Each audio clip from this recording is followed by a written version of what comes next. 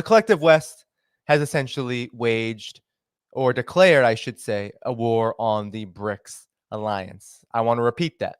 The collective West has declared war on BRICS. And so BRICS, of course, formed in 2008 or 9, I believe. It was first just Brazil, Russia, India, and China. South Africa joined in 2014. Now it's exploding in membership. And I'm going to show you first how it is exploding in membership. And this comes after the diplomatic just flurry of achievements led by China that have occurred, diplomatic victories that have occurred in, and this is from the Middle East Monitor. So we have more interest in BRICS. So you have many countries. BRICS is going to eventually become huge, right? You have Egypt, Saudi Arabia, the UAE, Algeria, and Bahrain all seeking to join the bloc. You have 5 countries among 19 who are expressing interest in joining the BRICS group, said Bloomberg. And so South Africa's ambassador to the group, Anil Suklal, said that the emerging market bloc of Brazil, Russia, India, and China and South Africa would meet in Cape Town on the 2nd and 3rd of June to discuss its expansion. So this is before the summit in August, by the way. What will be discussed is the expansion of the BRICS group and the way this can be achieved. 13 countries have formally requested to join, while 6 others have informally requested. We receive these requests to join every day. Every day, you heard that. Every day, BRICS is getting requests to join. And this is among the 190 plus countries around the world. China launched discussions on expansion when it chaired BRICS group, the summit last year, as it attempts to build diplomatic influence to counter dominance of developed countries in the United Nations. The proposed expansion raised concerns among members that their influence may diminish, particularly China's close ally, if China's close allies were accepted. China's GDP is more than double the combined size of the other BRICS members, according to Bloomberg. So there you go. They're already trying to divide. I don't actually think that's very much a concern, although India may be concerned because they do have quite a staunch rivalry with China, unfortunately. But since its formation in 2006, the BRIC group has added only 1 new member, South Africa, in 2010. So I got my dates a little bit wrong there. Formed 2006, South Africa included in 2010. So in February, Suklal said that Saudi Arabia and Iran were among the countries that had formally requested to join. Other countries include Argentina, the UAE, Algeria, Egypt, Bahrain, and Indonesia. You have Russian Foreign Minister Sergei Lavrov previously saying that the BRICS group could adopt a unified currency. Serious, self-respecting countries are well aware of what's at stake, see the incompetence of the masters of the current international monetary and financial system, and want to create their own mechanisms to ensure sustainable development, which will be protected from outside diktats, he said in January. So that's last January. But we're going to continue with this theme of de-dollarization with BRICS because the collective West is very unhappy right now with South Africa, the, I guess you could say, newest member of the BRICS group, BRICS bloc, which joined in 2010. And the reason why they're unhappy is because they're doing what they did to China, right? They're doing what they've been doing to China. Are you sending weapons to Russia? That's what they're saying to South Africa now. So there's been a recent spat between South Africa and the United States. And it's because recently the U.S. ambassador to South Africa went to the media, Ruben Brigetti, and they said that they are convinced that Pretoria supplied Russia with arms and ammunition. That's what they're saying.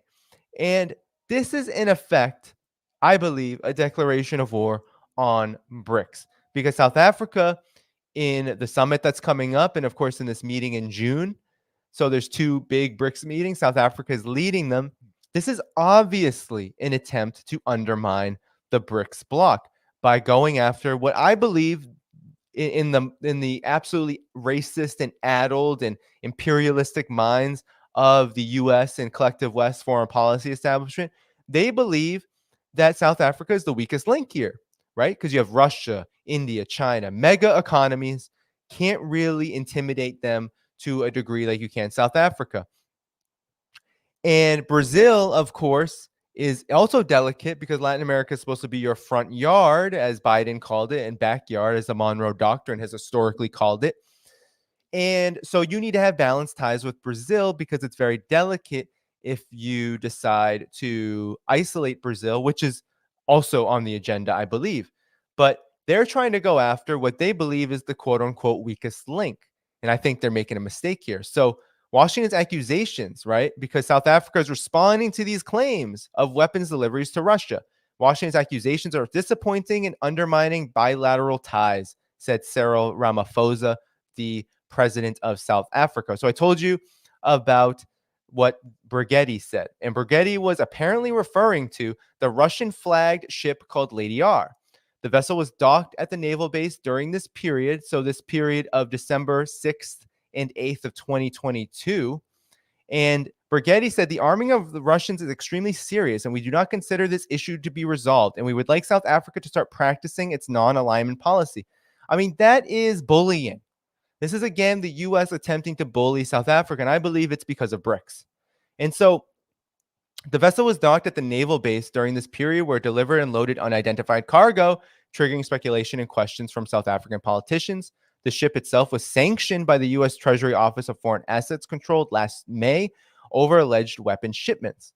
In a statement on Thursday, Ramaphosa hit back, saying Brighetti's allegations undermine the spirit of cooperation and partnership between the two countries.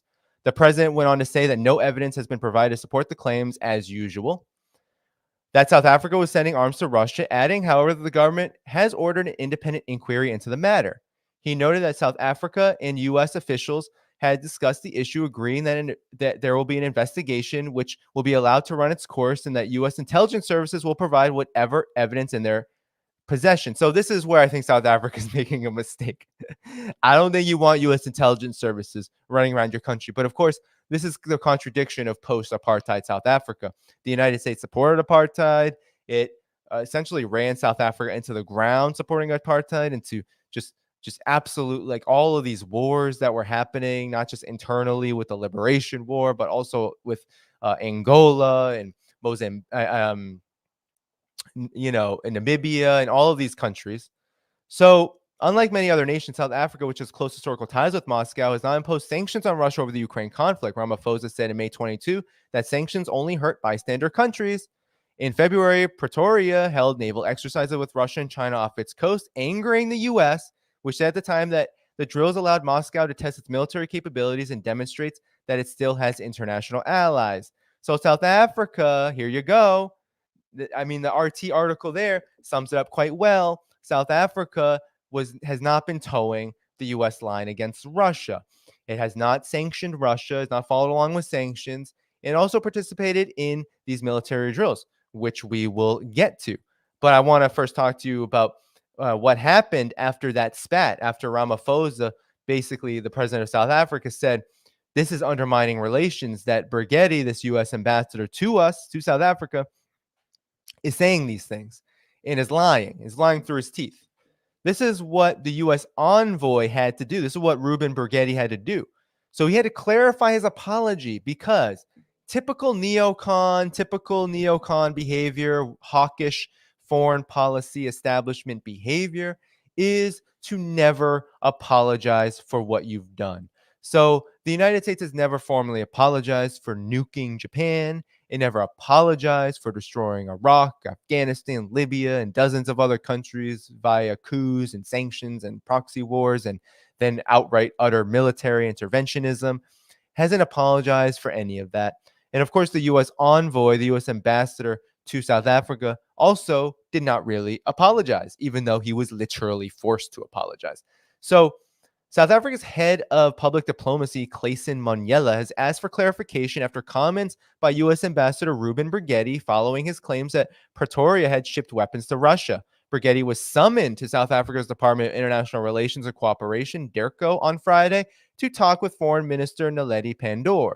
During the dressing down, the U.S. official allegedly admitted that he crossed the line and apologized unreservedly, according to Monyela, who was also present for the discussion. But the envoy wrote after the meeting that he was happy to, quote unquote, correct any misimpressions left by my public remarks, end quote, and that he had reaffirmed his strong partnership between the two countries. The ambassador, however, did not mention any apology in his tweet, triggering a barrage of questions. So here he just says, I was grateful for the opportunity to speak with Foreign Minister Pandor this evening and correct any misimpressions left by my public remarks, and I reaffirmed our partnership with the two countries and our important agenda the president has given us.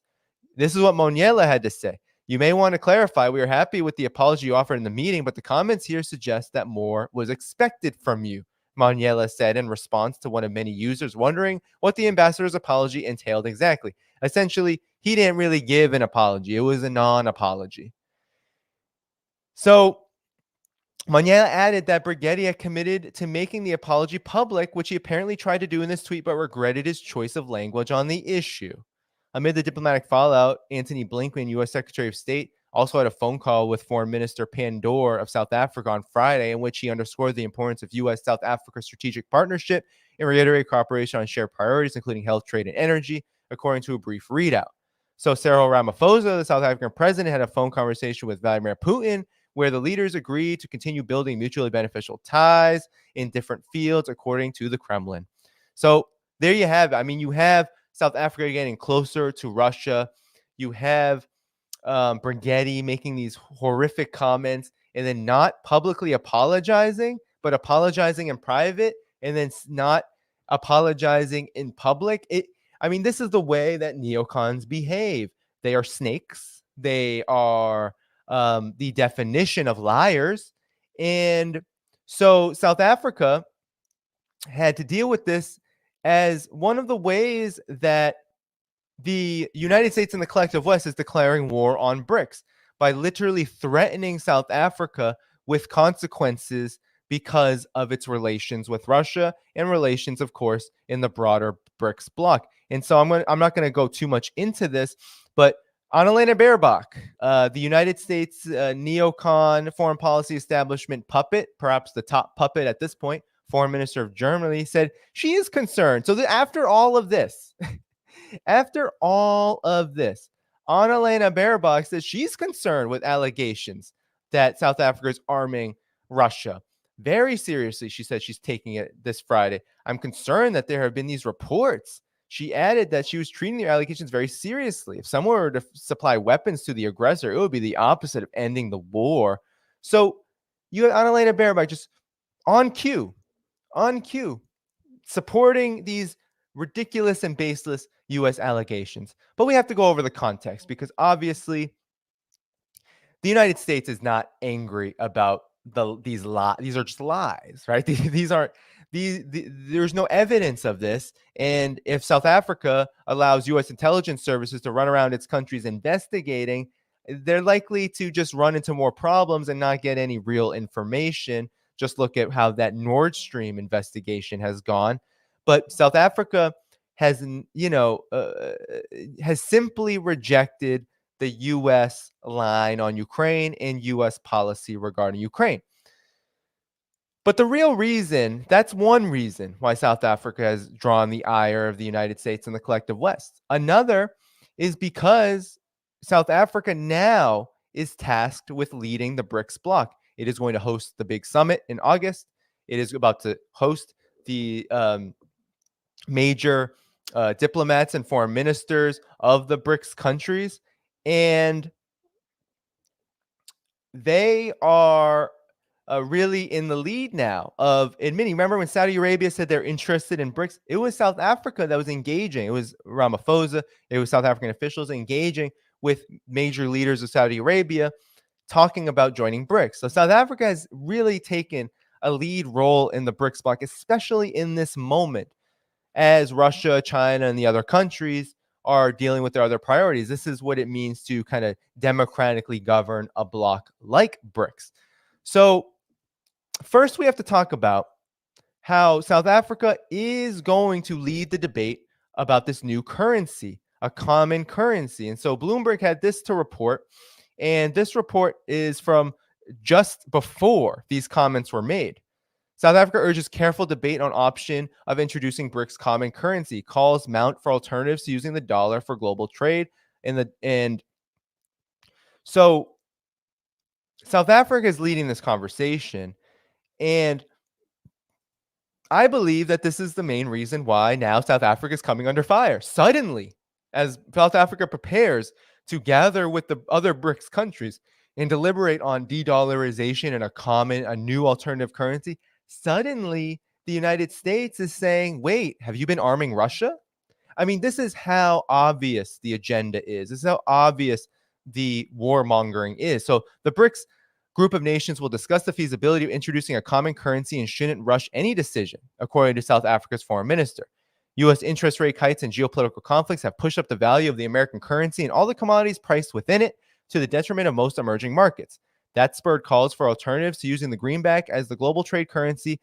And one option that's been flighted is for the BRICS bloc, which comprises Brazil, Russia, India, China, and South Africa, to adopt their own unit.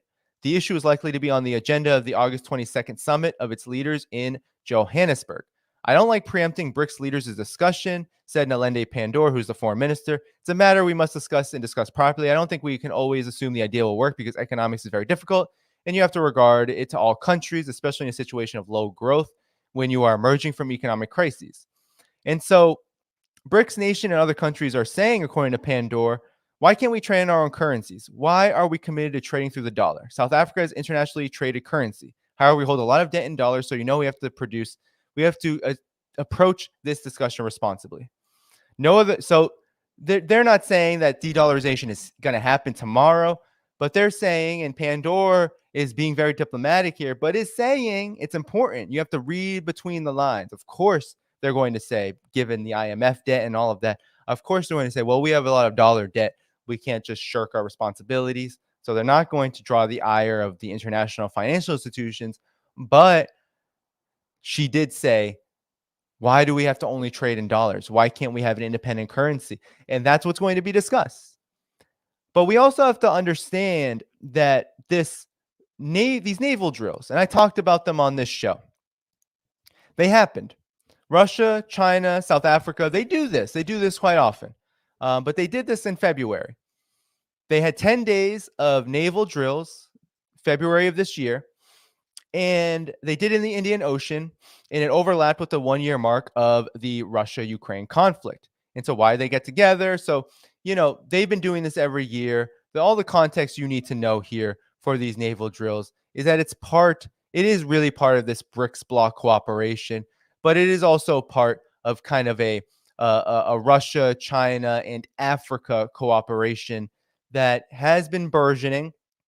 And these naval drills have been going on for quite some time, many years, all right, since 2019, and they've been building it up. And so the Atlantic Council had something to say about it. This is NATO's think tank, the Atlantic Council. And here's what they had to say about the dangers of this. And this is why they're so mad. This is what the U.S. has been saying, and I'll show you.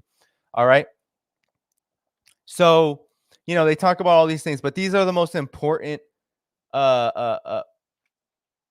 takeaways from their response, how angry they are at South Africa.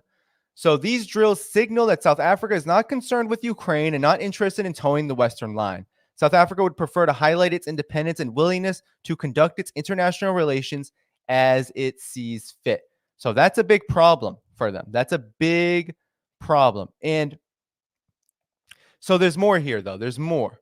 All right. And let's see. So here, Sarah Daly. So these are all Atlantic Council think tank writers. Okay.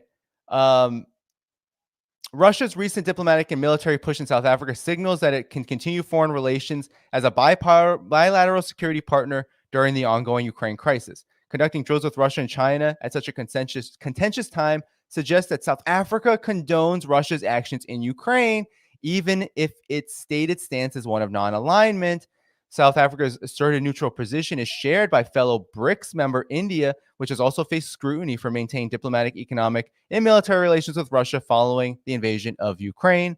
And India has purchased Russian oil, participated in military exercises with Russia in August, and we should be circumspect about assigning greater meaning to the timing of message of these drills. So essentially, that is to say, Sarah Daly said everything. This person said everything, only to end with, oh, let's not make too big of a deal about it. But that was a pretty big deal, right? They're basically saying that South Africa is not non-aligned. South Africa is willing to work with Russia, and that's a big problem. So that's what they learned. That's what NATO learned. That's what the United States learned, because NATO is simply a puppet of the United States. And that's what the big concern is. All right. That's what the big concern is with South Africa, that it is but another country that is not following the US line in Ukraine. It's not following the unipolar order. It's not following US domination anymore. And BRICS is essentially now at war with the collective West, because not because they want to be at war, but because the United States has declared it. All in all, they've declared it. Every time they accuse China and South Africa of supposedly supplying weapons to Russia, they're basically saying they're a party to the war despite no evidence of such a thing. But they're a direct party to the war, meaning they are in the war. They are a target in this war. They are our target. That's what I mean by declaring war on BRICS. Oftentimes, there's a lot of, when it comes to analyzing war and conflict, there's too much literal interpretations of what foreign policy establishment figures, war hawks, leaders do, and what they say, rather than what they do. But even when there is analysis of both, oftentimes we're only looking at the surface level of what it all means. But given the timing, we can connect the timing of these accusations on South Africa of supplying Russia with weapons with its new leadership role, at least this year around in BRICS, as another example of how the US and the collective West is building up toward war against all the BRICS countries, right? And you even heard the NATO's Atlantic Council say, well, India is also a party to this. And if you've been reading the Financial Times, you know there have been several articles too that have been stating, you read the Financial Times, they've been saying, well, India is not all in our camp, so we can't necessarily trust them to just follow along. We should try to massage them always, and we should try to support them when they are anti-China. But just know that they're firmly cooperating with Russia, and that they're not necessarily going to get into a great bloc confrontation or a power confrontation with China either, if it doesn't work in their best interest. And so, with that level of distrust that the United States has in these so-called partners, remember, India is supposed to be a partner in the Quad. South Africa, even after apartheid was ended, and the U.S. made Nelson Mandela a terrorist and was a party to all the violence and just the racial degradation and everything that happened in South Africa. Despite all of that, the post apartheid government in South Africa was relatively conciliatory with the United States and really built robust economic relations, often to the detriment of South Africa. But it's not enough, right? At this moment, none of that is enough. So South Africa deciding to pursue some strategic autonomy is a huge threat to the US's empire. It's a huge threat to the unipolar order. And so these accusations are going to continue to come. And so Cyril Ramaphosa's approach here may be challenging because US intelligence services are not going to find anything. They're more likely to make up things to sabotage that government. And we will have to see how these accusations and perhaps the threats that are being made behind the scenes, how they affect South Africa's behavior moving forward in this BRICS, this whirlwind BRICS Summit that's coming up in the summertime. We'll have to see how it affects things, because you already saw from Miss Pandor, the foreign minister of South Africa, we've already seen her kind of hedging, right? Saying, well, we want de-dollarization, we want to pursue it, but we're not going to isolate ourselves from the US either. And that's a big contradiction that the BRICS are going to have to work out when it comes to this independent and new common currency, is how much do they want to poke the US bear? And this bear is a grizzly bear that is very wounded right now in looking to kill. So how much is India and South Africa in particular, and even Brazil, how much are they willing to rock the boat, given that Russia and China enjoy a relative stability in a position, both economically and militarily, that protects itself from some of the harsher consequences of things like sanctions and military, diplomatic, intelligence sabotage. Brazil and South Africa and even India do not enjoy such protection or comfort.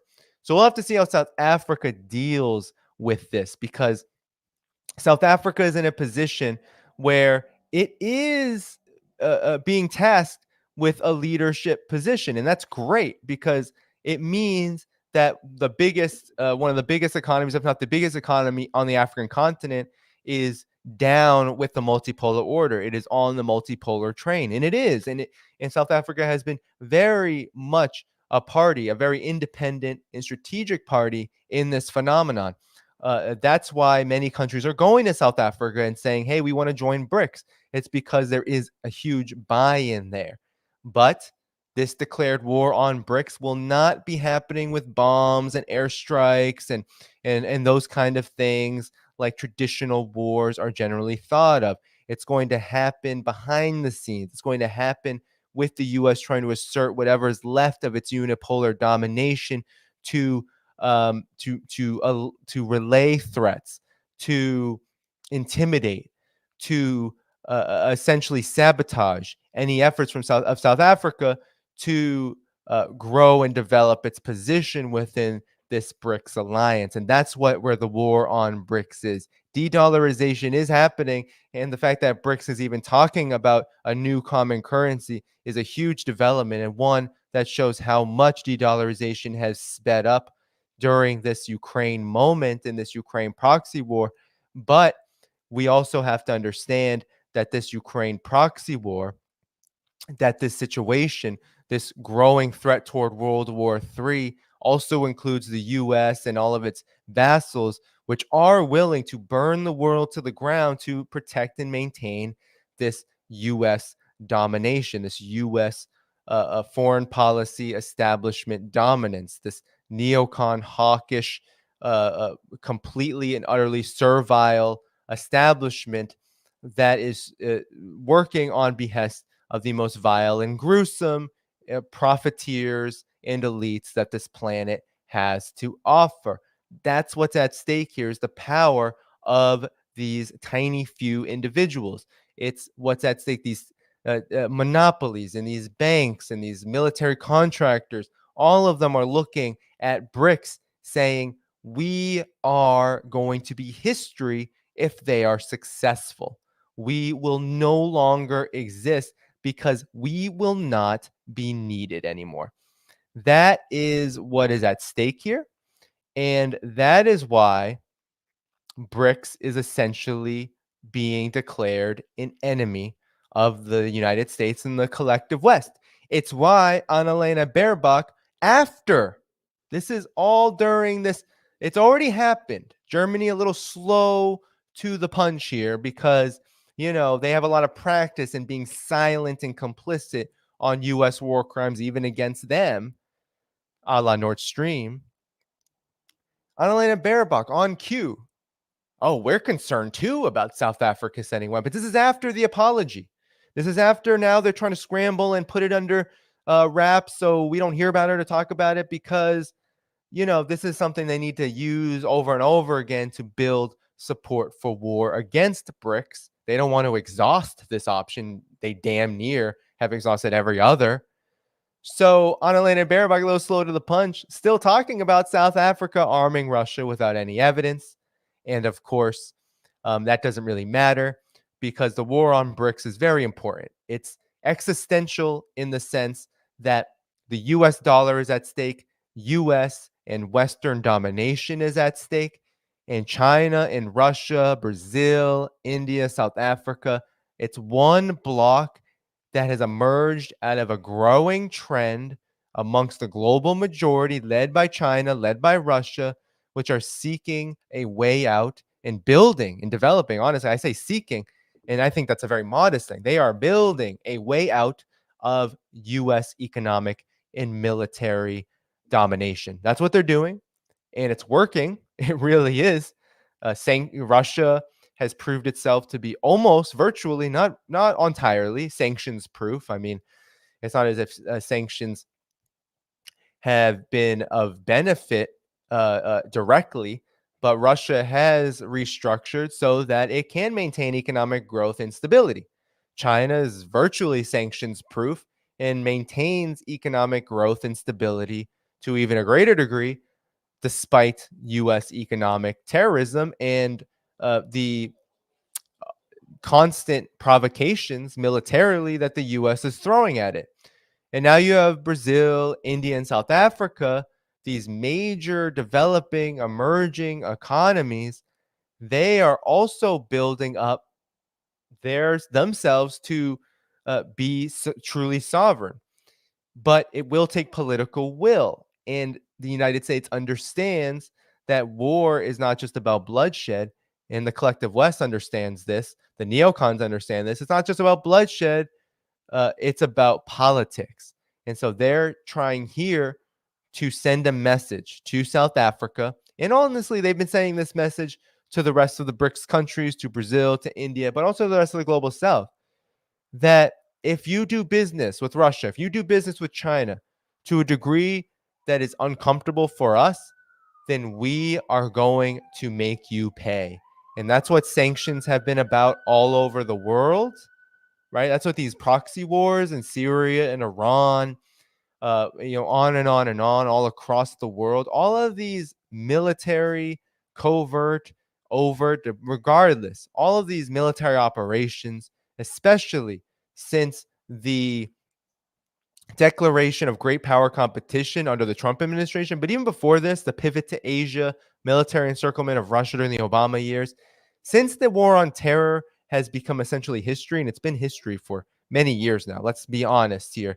It's been history since the Obama era. It's been something that they've kept in their back pocket and continued many ways policy wise, but strategically, it's just not where it's at. Ever since then, the target of all military interventions, of all of the US's warmongering, has been at Russia and China.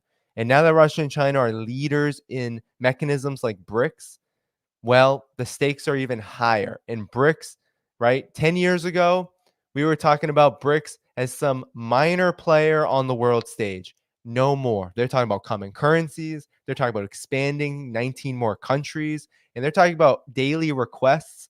So we're talking about a development that's rapidly progressing. Multipolarity is winning. And the US is desperate to stop it. So that's why they're waging war. And South Africa has been caught up in this war against BRICS.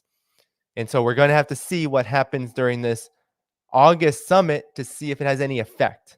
I'm going to say that the momentum is going to continue anyway, but we'll have to see.